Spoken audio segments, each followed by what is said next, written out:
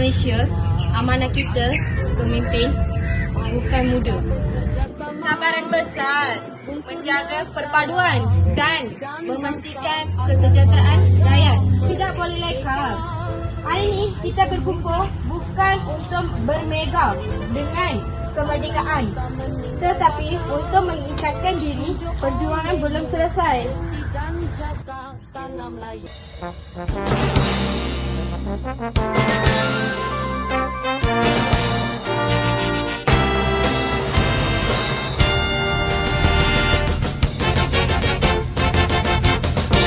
Pak Rahman, selepas Malaysia merdeka, saya lihat masih banyak suara sumbang yang ingin memecah belah kaum kita.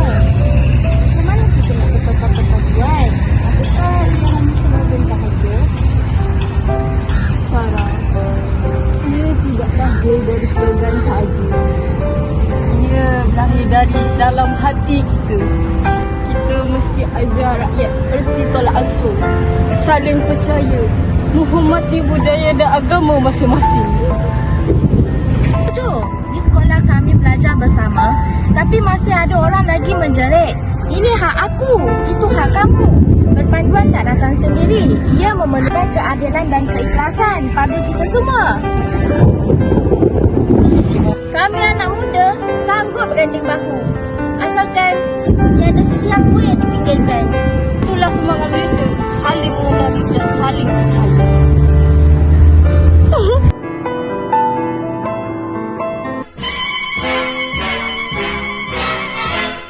Puasa itu manis.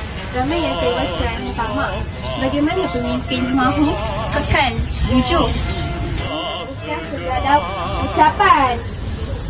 Pemimpin mesti telus menolak rasuah dan berani menegak kebenaran walaupun tidak popular. Macam kami tak perlu politik.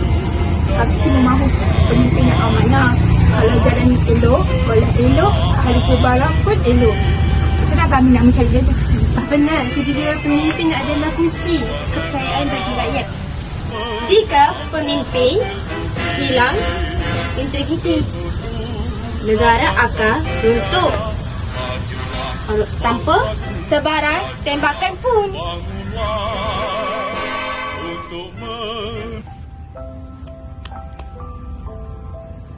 Kesejahteraan rakyat bukan hanya perut kenyang.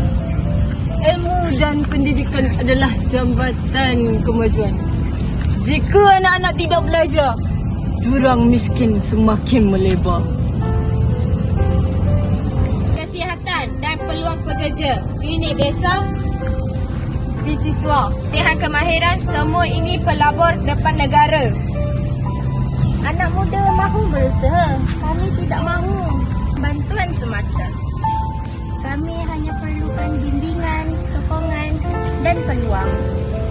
Juga perlu membimbing nilai hormat, integriti dan kasih sayang. Barulah kesejahteraan sejati. Kalau anak nak pandai, kampung pun naik taraf, hati pun mana tak gembira.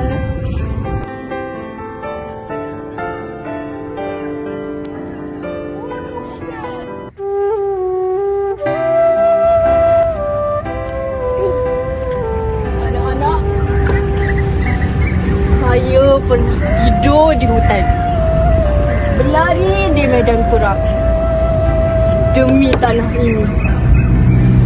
Cabaran hari ini bukan lagi peluru, tapi hawa nafsu, rasuah dan perpecahan. Jangan fikir kemerdekaan kekal selamanya. Ia boleh tergadai jika kita leka.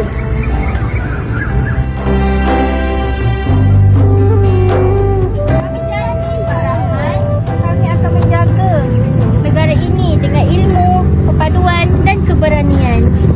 Semangat perjuangan takkan padam. Ya. Itulah janji yang saya mau dengar sebelum saya menutup mata.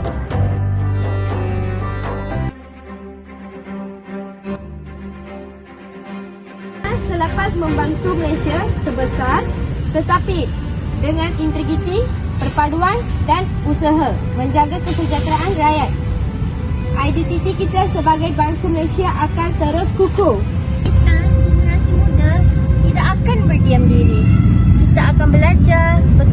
dan berjuang demi negara.